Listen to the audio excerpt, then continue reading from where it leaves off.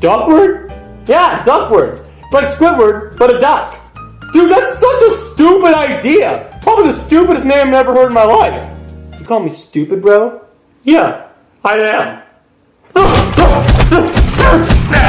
Don't you ever call me stupid again! Well, if you didn't think of stupid ideas like Duckward, I wouldn't be doing this. Well, wait a second. Why are we fighting? We're on the same team. Wait, you're right. Why are we fighting? This is a fun thing for us to do. Exactly, bro. We didn't build this to beat each other. We built this to beat the women. Okay, first of all, no, don't phrase it like that.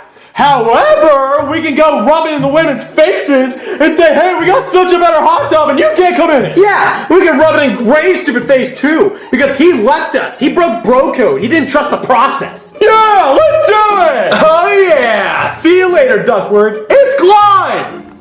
Well, if I had my choice, my name would be Maxwell. Hey ladies, we wanted to let you know about our super epic, amazing, awesome hot tub that you guys don't get to be in. Yeah, it's boys only.